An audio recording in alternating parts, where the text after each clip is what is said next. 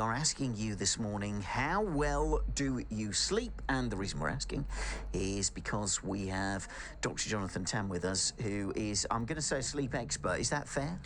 Yes, in a sense, it is definitely fair. I deal with sleep every day, and I have run an insomnia clinic, and I do that as well at the moment. And that's in Yeovil, isn't it, then? Oh. Yes, so I see people at the Kingston Wing in Yeovil, but also in Poundbury and Dorchester. We know that with GPs, sometimes it can be ever so hard to actually get an appointment to see them in the first place. And secondly, you don't want to feel like you're wasting their time. So if you go with a sleep issue, are they going to take you seriously?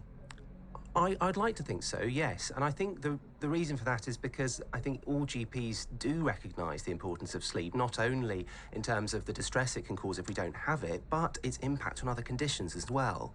We know that people who sleep very poorly for a long time, sometimes it can affect things like blood pressure, it can affect things like blood sugars, that kind of thing. So your GP, I hope to think that they would prioritise sleep as something that can have a wide range of effects on all parts of your life and health. Well, I mean, let's just sort of broaden that out a little bit. You mentioned about sort of blood pressure, and we know the damage that either high or low blood pressure can have on us.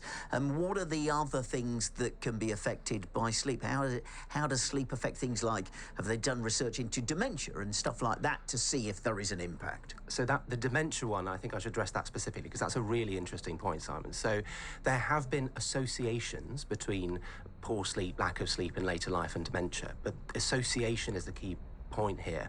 It's not clear whether or not those are causative, so whether if you have very poor sleep that causes dementia. That's really not clear at the moment. Right. So certainly as a GP I've worked in a number of care homes for people who are of older years, and I've treated a lot of people with dementia, and one of the symptoms of that is poor sleep.